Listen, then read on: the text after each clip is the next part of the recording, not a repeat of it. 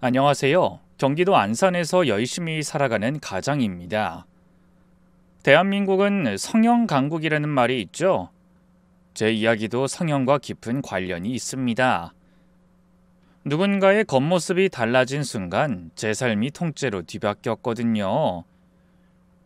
슬프고 화가 나지만 그 끝엔 통쾌한 대반전이 기다리고 있는 이야기입니다. 재밌을 테니 꼭 끝까지 함께 들어주세요. 20대 초반, 저는 지게차 자격증을 따고 누구보다 일찍 사회생활에 뛰어들었습니다. 남들처럼 군대를 다녀올 필요가 없었기에 2년이라는 시간을 벌 수 있었고 그만큼 더 앞서 나갈 수 있으리란 기대에 가슴이 뜨거웠습니다. 매일 새벽같이 일터에 나가 땀 흘리고 허리 펼 새도 없이 일해가며 한 푼 두 푼 모았죠. 그렇게 10년을 묵묵히 달려온 끝에 남들 눈엔 별거 아니지만 제겐 세상 소중한 자그마한 집 한 채를 제 이름으로 마련할 수 있었습니다. 하지만 이 사랑만큼은 뜻대로 되지 않았습니다. 연애는 평생 2번, 그마저도 짧게 스쳐간 인연일 뿐 결혼이라는 결실은 33이 되도록 맺지 못했죠. 저와 비슷한 환경의 여성들을 여럿 소개받았지만 이상하게도 다들 저를 마음에 들어 하지 않았습니다. 이유는 분명했습니다. 제가 외모가 좀 부족하거든요. 어릴 때부터 못생겼다는 말을 지겹도록 들으며 자랐고 그 상처가 마음 한켠 깊이 박혀 있었습니다. 그게 제게 있어 가장 큰 벽이었어요. 여자를 만나는 게 늘 조심스럽고 스스로 주눅이 들었거든요. 수십 번의 소개팅을 거듭하며 연신 퇴짜를 맞던 저는 35이 되던 해에야 비로소 처음으로 저에게 따뜻한 눈길을 보내는 여자를 만나게 됩니다. 상순 씨, 지게차 일은 많이 힘들죠? 힘들죠 뭐. 근데 세상에 안 힘든 일이 어딨겠어요. 하루하루 땀 흘리며 사는 게 당연한 거죠. 주은 씨야말로 어때요? 공장 일 바쁘다고 들었는데 주야 교대면 몸이 버티기 힘드실 것 같은데요. 뭐랄까 물 흐르듯 살고 있어요. 처음엔 진짜 죽을 맛이었는데 이젠 단련이 돼서 괜찮아요. 그래도 가끔 너무 피곤하면 멍하니 앉아있다가도 있어요. 근데 상순 씨는 내 집 마련하셨다면서요? 요즘 같은 세상에 진짜 대단하세요. 저 그 이야기 듣고 깜짝 놀랐어요. 제 주변엔 집 마련한 사람은커녕 빚만 잔뜩 있는 사람들이 널렸거든요. 주은 씨의 눈이 동그랗게 커지며 반짝였고 저는 그 시선이 낯설고도 따뜻하게 느껴졌습니다. 그토록 많은 소개팅 자리에서 제 외모를 곧장 눈으로 판단하던 여자들과는 분명히 달랐습니다. 주은 씨는 제 외모에 대해 단 한마디도 언급하지 않았고 오직 저라는 사람에 집중하고 있었죠. 대단하긴요. 제가 돈 쓸 줄 몰라서 모으기만 했던 거예요. 밖에서 외식도 안 하고 옷도 그냥 입는 거 입고 그렇게 아껴가면서 모은 돈으로 집 산 거죠.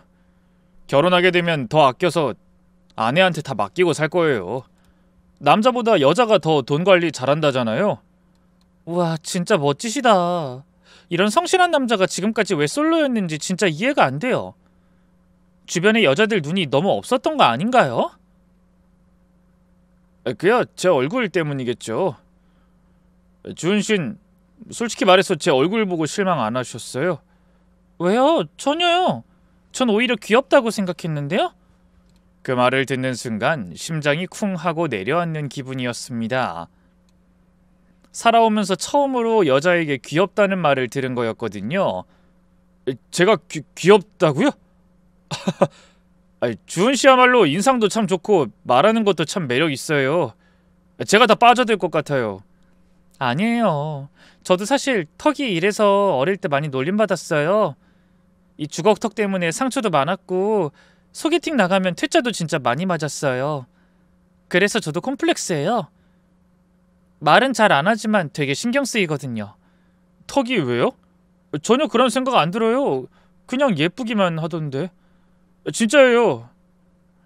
저 이런 말 해주는 남자 상순 씨가 처음이에요. 고마워요. 괜히 울컥하네요. 그날 저희 둘은 서로의 단점을 감싸며 단점조차도 매력으로 바꿔주는 대화를 나눴습니다. 어쩌면 처음일지도 몰라요. 외모가 아니라 사람 자체를 바라봐준 누군가와의 만남. 시간 가는 줄도 모르고 이야기를 나눴고 집에 돌아와서도 주은 씨 얼굴이 머릿속에서 떠나질 않았습니다. 이 사람이 나의 반려자가 되어줄지도 모르겠다. 조심스럽고도 뭉클한 기대가 그날 밤 제 마음속에서 조용히 움트고 있었습니다. 그래서 제가 먼저 용기를 냈습니다. 쭈뼛거리며 문자를 보내 다음 만남을 제안했죠. 떨리는 손으로 보낸 그 메시지에 주은 씨는 망설임 없이 아주 환한 목소리로 좋아요, 우리 계속 만나봐요 라고 답해줬습니다. 그렇게 저희 두 사람은 서서히 가까워졌고 곧 진지한 연인 관계로 발전했습니다. 서로를 아끼고 이해해주는 사이였고 사소한 다툼조차 생기지 않을 만큼 배려가 깊었습니다. 연애는 1년 가까이 이어졌고 저희는 자연스럽게 결혼을 결심하게 됐어요. 닮은 듯 하면서도 각자의 빈틈을 메워주는 사람, 서로의 상처를 감싸줄 줄 아는 따뜻한 사람이 곁에 있다는 건 참 복된 일이더군요. 결혼 후 신혼집은 제가 오랫동안 살아온 제 집을 좀 손봐서 꾸미기로 했습니다. 아내를 위해 인테리어에 신경을 많이 썼죠. 부엌의 조명도 바꾸고 커튼 하나까지도 아내의 취향을 최대한 반영했어요. 오빠, 우리 집 진짜 너무 좋다. 드라마에 나오는 신혼집 같아. 혼자 살 땐 넉넉하다고 생각했는데 짐도 늘고 자기까지 있으니까 좀 비좁아 보인다. 그치? 아니야, 딱 좋아. 둘이 살기엔 오히려 아늑하고 분위기도 좋아. 집이 쓸데없이 넓은 것보다 이렇게 적당한 게 오히려 더 좋아. 그래도 나중에 돈 많이 모아서 좀 더 넓은 데로 이사 가자. 좋은 곳에 베란다도 넓고 햇살 잘 드는 그런 집. 주은아, 우리 진짜 잘 살아보자. 내가 더 고맙지. 나한테 이렇게까지 잘해주는 남자 자기가 처음이자 마지막이라고. 그 시절에 저희는 말 그대로 꿀이 뚝뚝 떨어진다는 표현 그대로였습니다. 아침에 눈을 뜨는 순간부터 밤에 잠드는 시간까지 하루가 온전히 사랑으로 가득했어요. 그렇게 2년이 흘렀지만 서로를 향한 마음은 처음 만났을 때처럼 그대로였습니다. 그런데 어느 날 아내가 출근한 뒤 퇴근하고 돌아와선 말도 없이 하염없이 울기만 했습니다. 아무리 물어도 대답을 하지 않고 식탁에 앉아 어깨를 들썩이며 소리도 없이 눈물을 흘리는 아내를 보며 제 마음도 덜컥 내려앉았죠. 여보, 공장에서 무슨 일이 있었어? 혹시 실수해서 혼나기라도 한 거야? 아니야. 그런 것 가지고 내가 이렇게 울겠어? 너무 속상해서. 그럼 뭔데? 자기가 뭘 그렇게 잘못했다고 그래? 당신처럼 성실하고 착한 사람이 어디 있다고? 누가 뭐래? 뒷담화 들었어. 내가 없는 줄 알고 내 욕을 했어. 사람들이 나에 대한 막말을 했다고. 너무너무 속상해. 뒷담화? 무슨 말이야? 대체 뭐라고 했길래? 나더러 저도 안 가질 얼굴이래. 쳐다보기가 역겹대. 턱주갈이 심하게 튀어나왔다면서. 못생겨서 눈 뜨고 보기 힘들다고. 남자고 여자고 할 것 없이 다 같이 웃으면서 내 얼굴 욕하고 있었어. 뭐? 못된 인간들 같은 이라고. 그런 말하는 놈들 치고 멀쩡한 놈 본 적 없어. 형편없는 소리란 거 보니까 보나마나 추악하게 생겼을 거야. 여보, 그런 것들은 상종 안 하면 돼. 괜히 당신만 상처받으면 손해라고. 당신이 위로해줘도 기분이 풀리질 않아. 아까 공장에서 너무 부끄러웠어. 수치스럽고 화도 나고. 그동안 나름대로 평범하다고 생각하고 살아왔는데 그런 말 들으니까 가슴이 너무 아파. 이젠 더는 이 얼굴로 살고 싶지 않아. 아내는 그날 하루 종일 침대에서 일어나지 않았습니다. 밥도 제대로 못 먹고 울다 잠들었다가 깨어나면 또 울고 저는 옆에서 묵묵히 손을 잡아주며 말했습니다. 쉬고 싶으면 쉬어. 회사 그만둬도 괜찮아. 내가 벌면 되잖아. 당신은 살림만 해도 돼. 그렇게 말해준 뒤 아내는 한참을 조용히 있었고 며칠 뒤 조심스럽게 제게 말을 걸었습니다.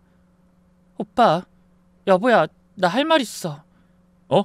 그래, 뭔데? 혹시 뭐 일자리 새로 알아봤어? 아니, 그건 아니고 오빠가 내가 일 안 다녀도 된다고 했잖아. 그랬지. 집에서 쉬면서 하고 싶은 거 생각해봐. 뭐 공부를 해도 좋고 취미 생활을 즐겨도 좋고. 취미나 공부는 됐고 나 양악수술 받고 싶어. 회사 퇴직금 나오면 오빠가 많이 보태줘서 얼굴 좀 고치면 안 될까? 양악수술? 아니 그걸 왜? 지금도 충분히 예쁜데. 왜긴 왜야. 콤플렉스잖아. 내 턱 때문에 놀림도 많이 받았고 내가 날 볼 때마다 자신이 없어. 그런 나 자신을 바꾸고 싶어. 아내는 이미 깊은 상처를 품고 있었습니다.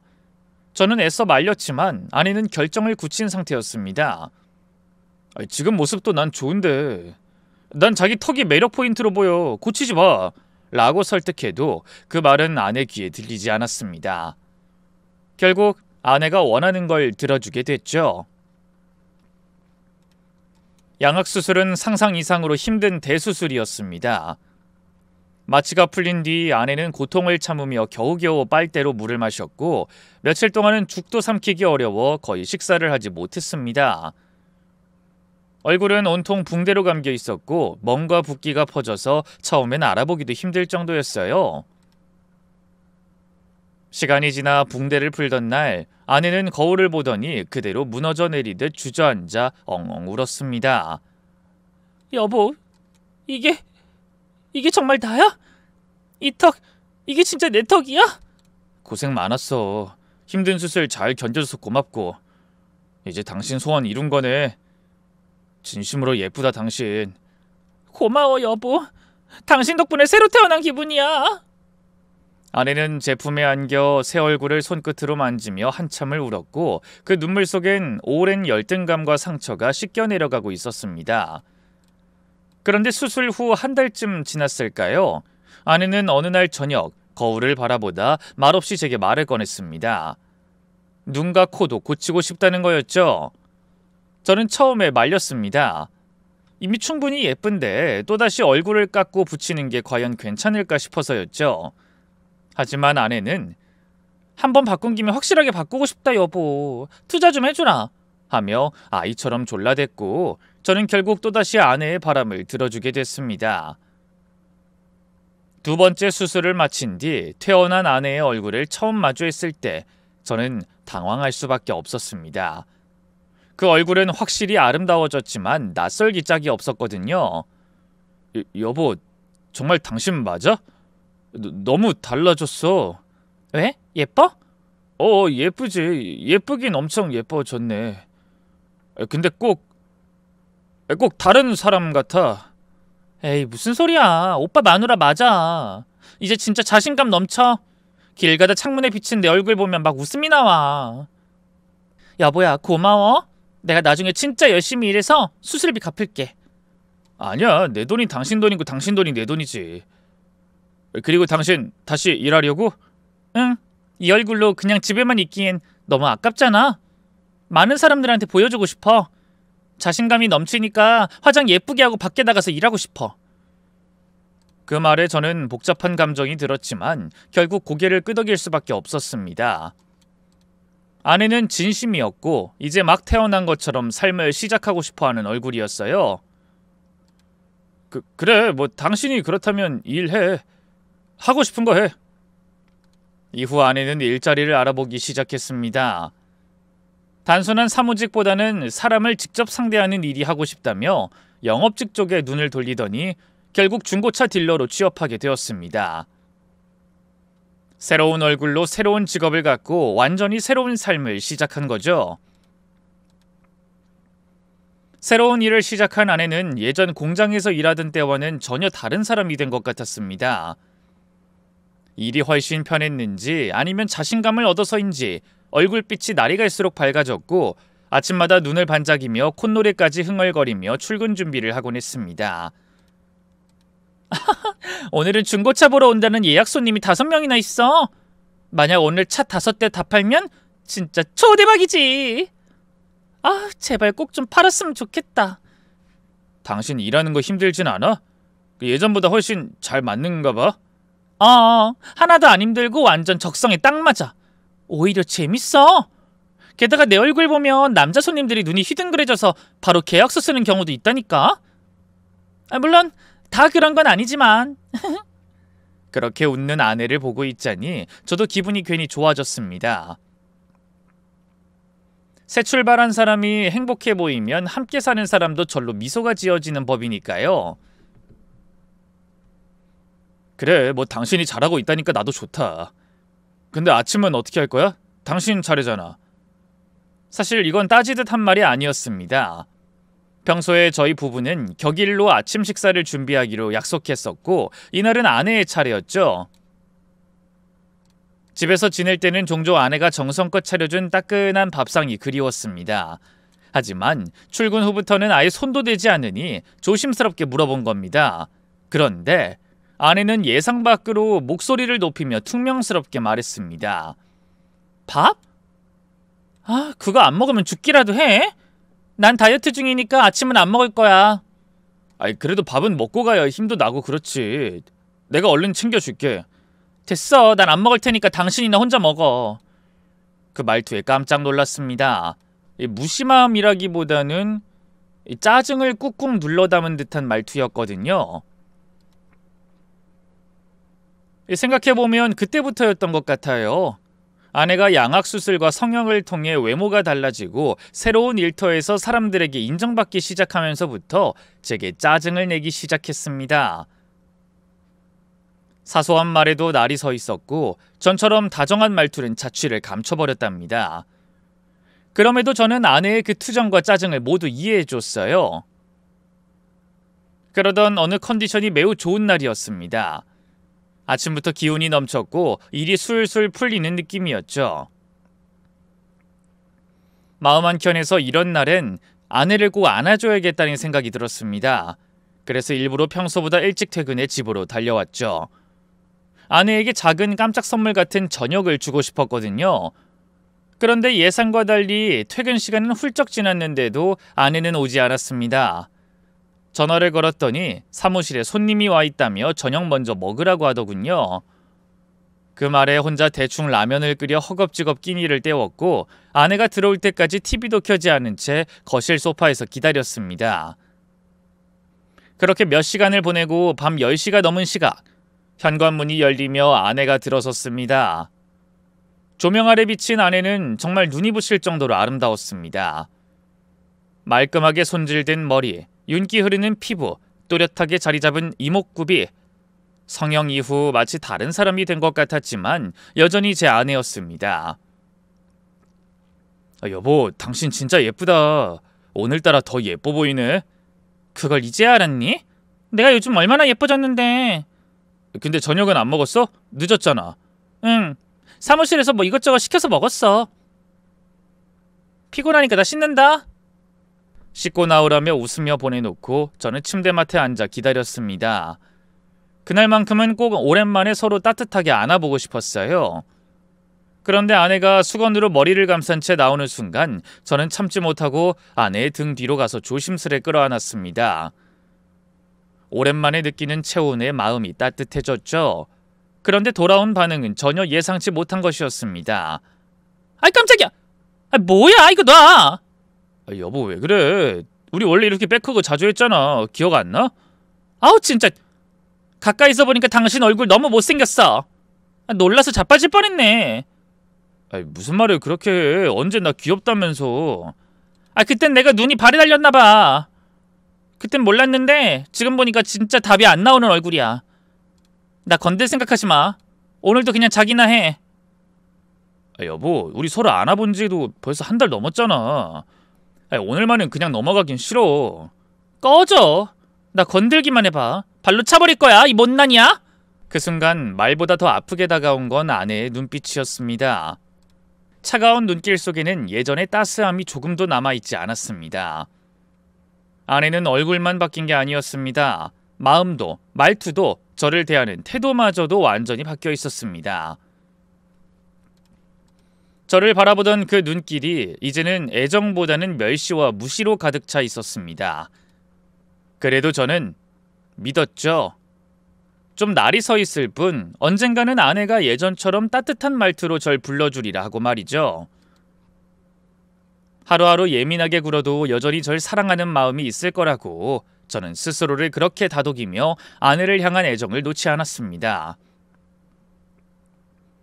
퇴근 무렵 오랜만에 함께 식사를 하자고 물었습니다. 오늘은 제 월급날이었고 작은 고깃집이라도 식사를 하고 싶었거든요. 여보, 오늘 몇 시쯤 끝나? 내가 데리러 갈까? 몰라.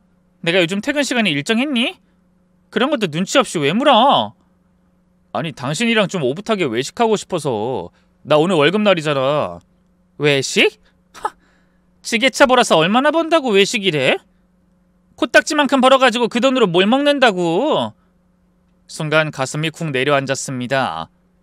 뼈를 때리는 말 한마디. 하지만 저는 여전히 마음을 추스르고 최대한 좋게 웃으며 말을 돌려봤습니다. 그래도 월급날인데 기분 좀 내보자. 이따가 내가 차 몰고 데리러 갈게. 근처에서 맛있는 거 먹자. 안 돼. 절대 오지 마.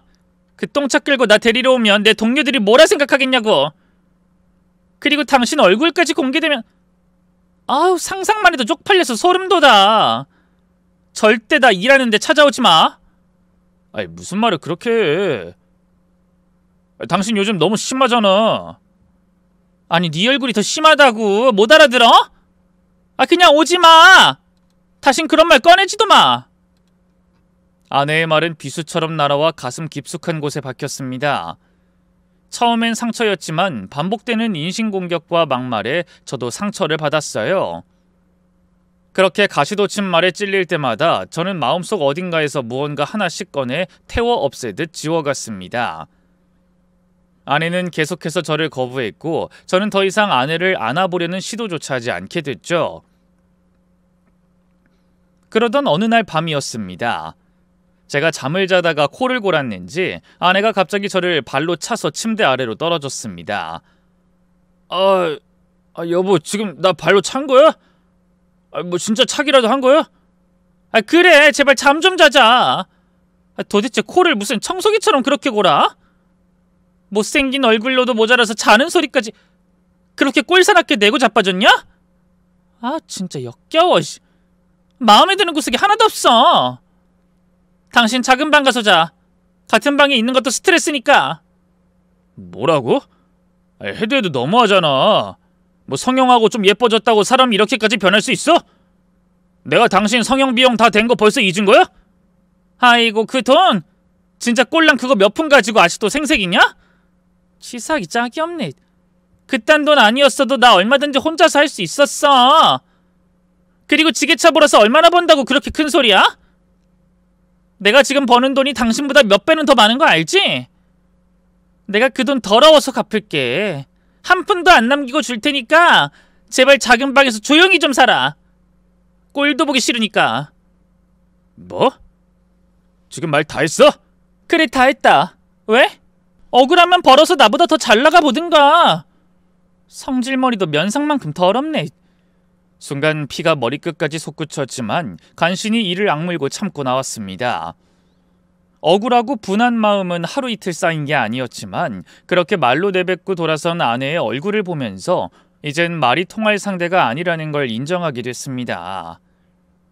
작은 방에 들어가 억지로 눈을 감았지만 머릿속은 계속 복잡했죠.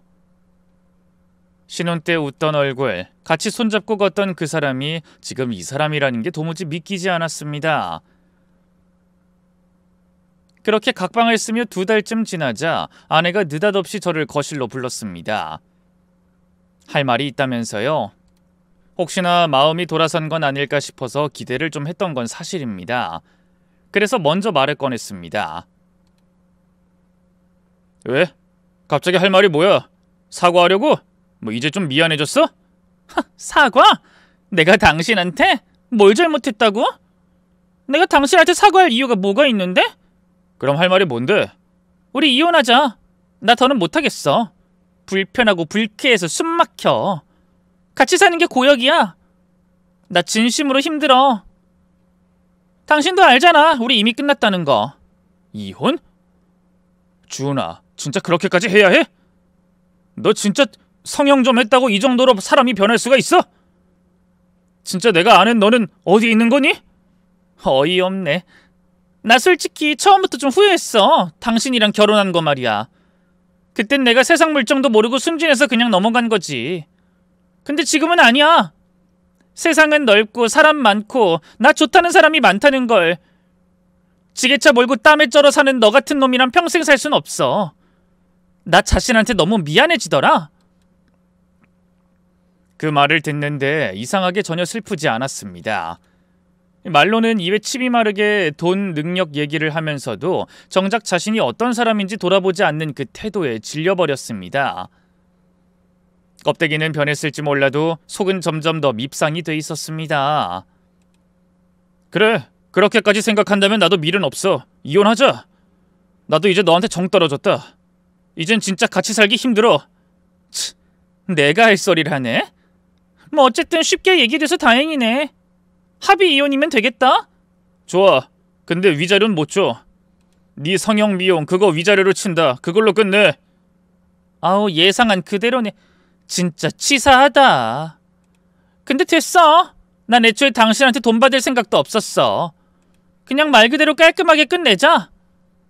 결국 그렇게 이혼하게 됐습니다. 더는 미련도 없고 아쉬움도 없었습니다.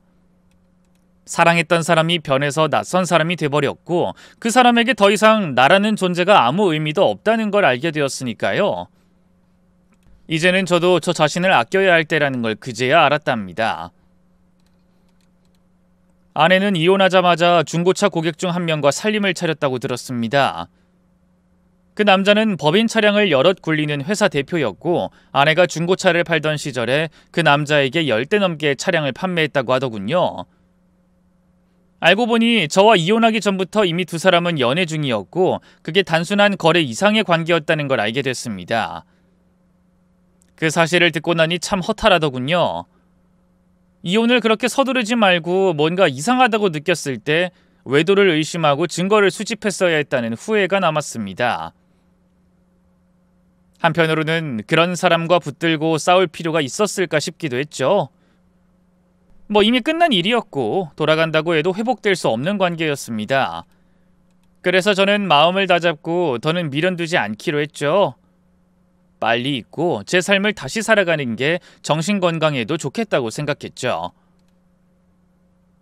우선 저 자신에게 선물을 하나 주기로 했습니다. 그동안 전처가 비웃고 무시하던 제 자동차부터 바꾸기로 마음먹었어요. 새 차를 사기엔 금전적으로 부담이 컸기 때문에 적당한 중고차를 알아보자고 생각했습니다. 당연히 전처가 일하던 그 중고차 단지는 쳐다보지도 않았고 일부러 그곳에서 먼 지역에 있는 매매단지를 찾았습니다. 손님 어떤 차 찾으세요? 혹시 특정 모델 있으세요?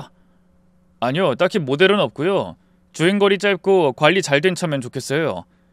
큰 기대는 안 해요. 그냥 깔끔하고 오래 탈 수 있는 차요. 그런 차량 많습니다. 고객님 예산에 맞춰 몇 대 골라드릴게요. 직접 보시고 골라보세요. 딜러가 추천해준 중형 세단을 보면서 잠시 마음속으로 상상도 해봤습니다. 저 차를 몰고 도로를 달리는 나, 깔끔한 정장에 셔츠 단추 하나 풀고 한적한 카페에 앉는 나. 뭐 그런 별것도 아닌 장면들이었지만 괜히 기분이 좀 나아졌습니다. 한참 구경하다가 예산에 맞는 차량 한 대를 골라 계약하려고 마음먹던 순간이었습니다. 누군가가 제 뒤를 지나가며 말했습니다. 월급 얼마나 된다고 중형 세단을 보고 있어? 경차나 알아봐, 이 똥차 같은 놈아. 처음엔 그냥 무례한 손님이겠거니 했는데 돌아보자마자 피가 확 끓는 듯 했습니다. 뭐야?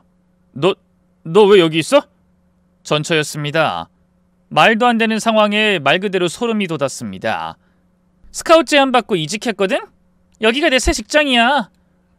너야말로 뭘 믿고 중형 세단을 보고 있어? 형편도 안 되면서 꿈만 크긴. 상관하지 마. 내가 무슨 차를 사든 네가 참견할 이유 없어. 그래 열심히 지게차 몰아서 세단 몰고 다녀봐. 진짜 웃겨 죽겠다. 찌질이 같은 놈. 순간 피가 거꾸로 솟는 느낌이었습니다.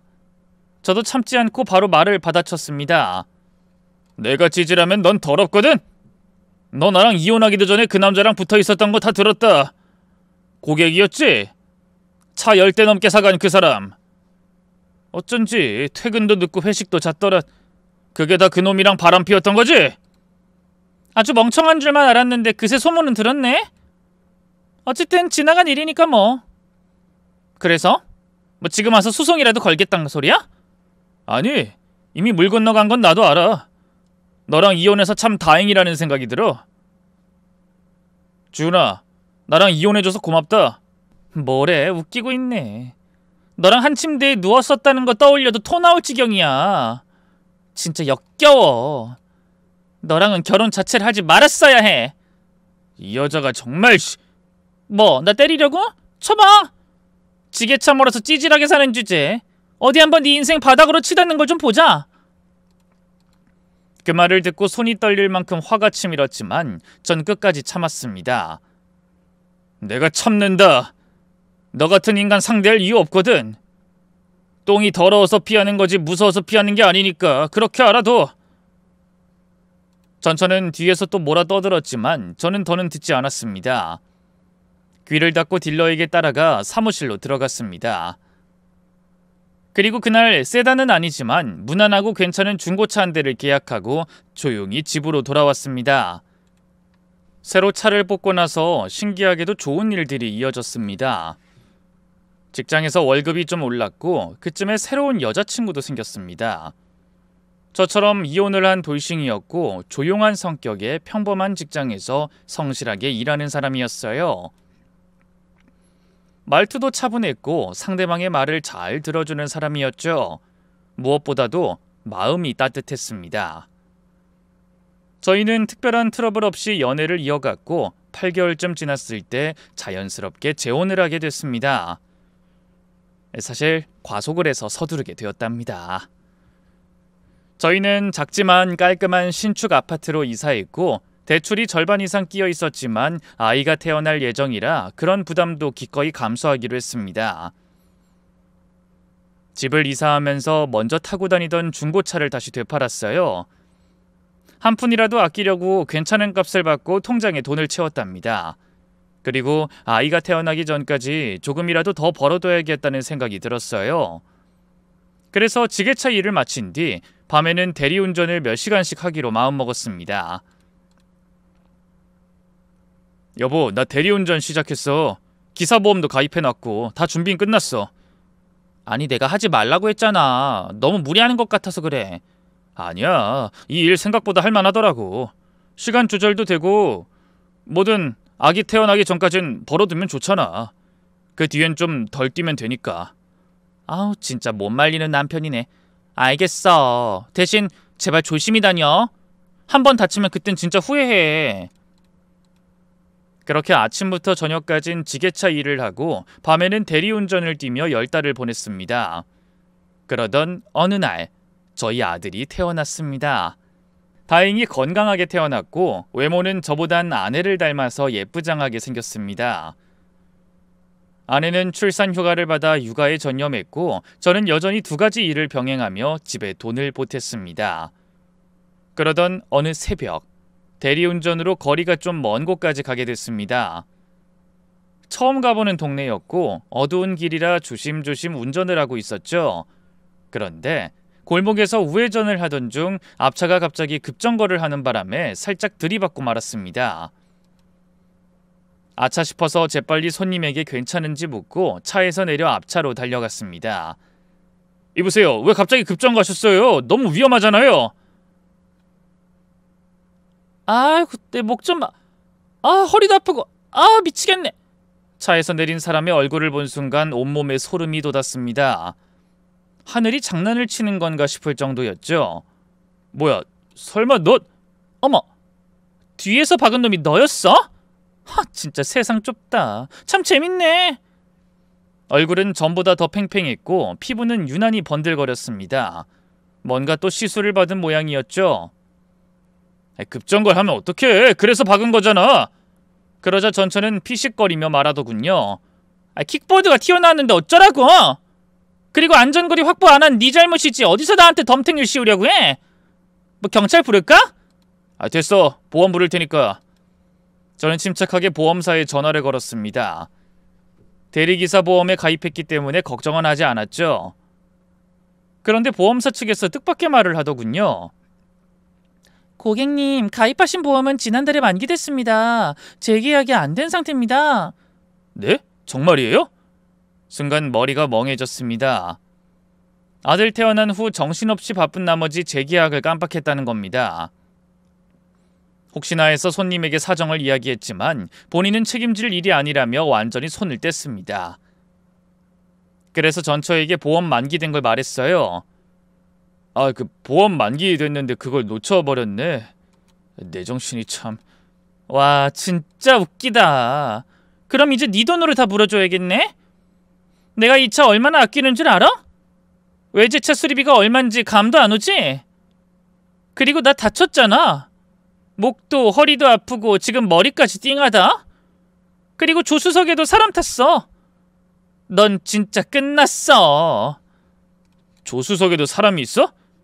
그 순간 조수석 문이 열리더니 낯선 남자가 차에서 내렸습니다. 그는 목덜미를 잡고 얼굴을 찌푸리더니 저를 향해 삿대질하며 욕을 퍼부었습니다. 전처는 사고 당시 병원에 간다느니 차를 수리한다느니 말만 하더니 바로 청구하진 않았습니다. 영수증 정리되면 보낼게. 그 말 한마디 남기고 2달 가까이 아무 연락도 없더니 뜬금없이 메시지 하나가 날아왔습니다. 파일이 첨부돼 있었고 내용을 열어보니 수리비, 렌트비, 병원비 명목으로 청구한 금액이 무려 2천만 원이었습니다. 순간 손에 들고 있던 폰을 던질 뻔했습니다. 숨을 고르고 전화를 걸었죠. 야, 해대도 너무하잖아. 차 그냥 아주 살짝 긁은 거였잖아. 휀다 기스난 수준 아니었냐? 근데 병원에 입원까지 하냐? 2천이 말이 돼? 지금 피해자한테 따지는 거야? 와, 진짜 무식한 놈이네. 경미한 접촉사고라도 다칠 수 있거든? 넌 진짜 상식이 없냐? 헛소리 그만하고 당신 일부러 나 골려주려고 입원까지 한 거지? 이건 그냥 억지야. 진짜 너무했다고! 웃기지 마. 이건 네가 벌인 일이야. 청구한 대로 깔끔하게 입금이나 해. 지게차 몰고 대리운전해서 번 돈 고스란히 나한테 써야겠네. 입금 안 하면 바로 고소 들어갈 테니까 빨리 입금해. 더는 말이 통할 상대가 아니라는 걸 다시금 실감했습니다. 저는 이대로 물러설 수 없다는 생각에 돈을 입금하지 않았습니다. 바로 고소가 들어와서 변호사를 고용해 전처가 과도하게 금액을 부풀렸다는 입장을 밝혔습니다. 하지만 결과는 패소였습니다. 안전거리를 확보하지 않고 운전한 제 탓이라며 보상하라고 판결이 나왔어요. 그래서 결국 2천만 원 전액과 전처의 변호사 비용까지 입금했습니다. 통장 잔고가 순식간에 휑해졌고 숨이 턱 막히는 기분이었죠. 그래도 무너지지 않았습니다. 그 돈은 다시 벌어서 채우면 된다는 마음뿐이었어요. 그 뒤로는 마음을 더 바짝 다잡고 일에 집중했습니다. 지게차, 대리운전 모두 사고 없이 몇 달을 보냈고 집안은 평온했습니다. 아내는 아이를 돌보느라 여전히 바빴지만 저에 대한 믿음과 응원을 아끼지 않았고 아들도 무럭무럭 잘 자랐습니다. 가족 생각으로 묵묵히 잘 버텼답니다. 그러던 어느 새벽 고급 외제차 호출이 들어왔습니다. 긴장됐습니다. 고가 차량은 사고가 나면 금전적 부담이 크기 때문에 유독 신중해야 했죠. 차량 번호를 확인하고 주차장에 도착해 조심스레 창문을 두드렸습니다. 안에서 뒷좌석 창문이 살짝 내려가더니 한 여자가 손짓으로 타라고 하더군요. 운전석에 앉고 시트를 조절한 뒤 자연스럽게 뒤를 돌아 손님에게 인사를 했습니다. 안녕하세요 고객님, 안전하게 모시겠습니다. 뭐야, 또 당신이야? 대체 나 따라다니는 거야? 무섭게 왜 이래? 순간 제 심장이 덜컥 내려앉았습니다. 또 전처였습니다. 도대체 악연은 어디까지인지, 하필 이 수많은 호출 중에 또 전처의 호출을 잡아서 이렇게 만나게 될 줄 누가 알았겠습니까? 전처의 코를 잡은 제 손을 부숴버리고 싶은 기분이었습니다. 전처는 술에 취한 얼굴이었습니다. 볼이 붉었고 눈초리는 흐리멍텅한데도 조롱하는 기색은 분명했습니다. 절 보더니 피식 웃으며 한마디 던졌습니다. 야, 너 아직도 이러고 살아? 몇 년이 지나도 네 인생은 정말 한치도 안 바뀌네. 뭘 해도 그대로야, 찌질한 놈. 뭐 예상한 말이라 그냥 참았습니다. 그래, 손님이니까 참는다. 내가 지금 너한테 뭐라고 하고 싶은 말 한 트럭이지만 어쩌겠냐? 내가 잡은 호출이고 내가 책임지고 운전하는 수밖에. 네가 다시 대리기사 부르려면 시간 더 걸릴 테니까 그냥 가자. 하, 넌 자존심도 없냐? 내가 탄 차를 운전까지 해주고 싶어? 참 대단하다 진짜. 뭐 네가 하겠다니까 말리진 않을게. 아, 저기 우리 남편 온다. 너 제발 아는 척하지 마. 괜히 주둥이 놀리지도 말고. 창밖을 보니 낯익은 남자와 처음 보는 남자가 둘이서 담배를 다 피우고 손을 흔들고 헤어지더군요. 그중 한 남자 상간남이 전처 옆자리에 자연스럽게 올라타더니 말했습니다. 대리 왔구나. 수고 많네. 어서 출발합시다. 네, 출발하겠습니다. 저는 차를 도로에 올렸습니다. 출발하고 나서도 전처는 이상할 정도로 조용했습니다. 룸미러로 힐끔 보니 둘 다 눈을 감고 잠시 졸고 있더군요. 신호가 빨간불로 바뀌어서 차를 멈추고 저는 뒤를 돌아 상간남에게 말을 걸었습니다. 저기 사장님, 옆에 타신 분이 사모님 맞으시죠? 네? 그런데요? 그때 전처가 눈을 번쩍 뜨고 저를 째려봤습니다. 입 닥쳐라. 내 남편한테 쓸데없는 소리 하지 마. 그럼에도 저는 조용히 말을 이었습니다. 저 사모님과 아는 사이라서요. 전 사모님 전 남편입니다. 저랑 같이 살던 시절에 사장님이랑 만나셨죠. 그리고 이혼하자마자 두 분이 재혼하셨고요. 그 말에 사장님이 표정을 굳히며 물었습니다. 뭐야, 내 마누라 전 남편이었어? 니는 무슨 짓 저지르려고 찾아온 거야? 말해봐! 아니요, 그런 의도는 절대 아닙니다. 전처가 바람을 피웠든 말든 상관없어요. 이미 다 끝났으니까요. 근데 아까 밖에서 담배 피우실 때 옆에 계셨던 남자분 계셨죠? 사실 전 그분이 남편인 줄 알았거든요. 남자? 아, 부사장 말하는 거야? 내 회사 부사장인데 걔가 여기서 왜 나와?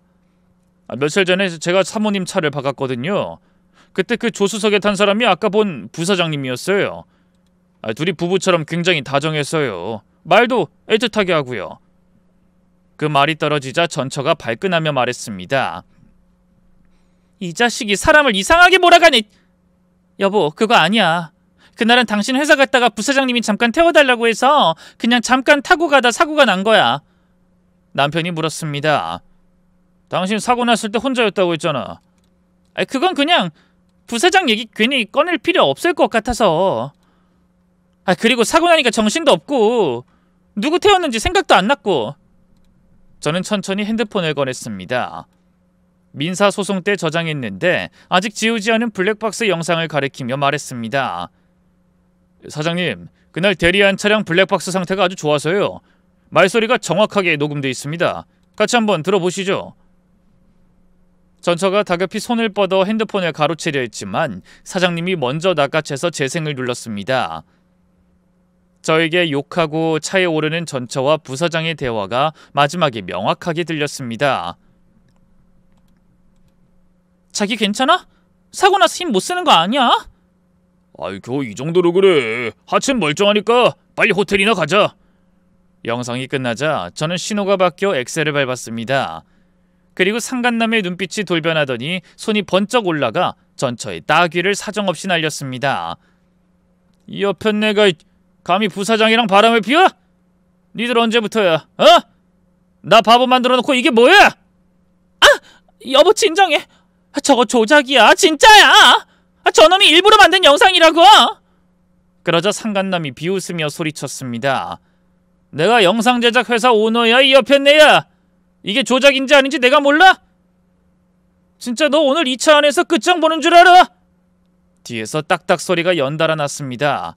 전처는 살려줘! 를 연발하며 비명을 질렀고 얼굴은 금세 붉게 부어올랐습니다. 제발 얼굴은 때리지 마. 코 무너지면 안 돼. 제발. 여보 제발. 저는 웃음을 참아가면서 앞을 주시하며 안전운전을 했답니다. 목적지인 두 사람의 집 앞에 도착해 차를 세우고 조수석 문을 열어 차키를 건네주려던 순간 상간남이 말없이 손을 내밀며 말했습니다. 그냥 두고 나가세요. 오늘 이 여자랑 끝을 보려고 합니다. 그러더니 지갑에서 5만 원짜리 지폐를 몇 장 꺼내 제게 건넸습니다. 과거에 제가 했던 일들 묻어주세요. 사정은 어찌됐든 제가 그때 잘못했던 건 맞으니까요. 그 말에 저도 복잡했던 감정이 가라앉는 듯 했습니다. 네, 그럼 수고하세요, 사장님. 잘 정리하시길 바랍니다. 돈을 받고 차에서 내렸습니다. 문을 닫자 상간남의 따귀가 어찌나 세게 날아갔는지 튼튼한 외제차가 양옆으로 휘청거릴 정도였습니다. 저는 무심한 듯 그러나 마음 깊은 곳에서는 통쾌함을 느꼈습니다. 깔깔 웃으며 다음 호출을 받아 다시 대리운전을 이어갔습니다. 모든 감정의 찌꺼기를 그 차 안에 두고 나왔기에 그날 야식은 정말 꿀맛이었고 소화도 너무 잘 돼서 기분 좋게 잠이 들었습니다. 그 뒤로 전처가 어떻게 되었는진 더 이상 알지 못했고 알고 싶지도 않았습니다. 그저 지금의 가정, 지금의 아내와 아들에게만 집중하며 조용히 살았습니다. 1년쯤 지나서는 대리운전을 그만뒀습니다.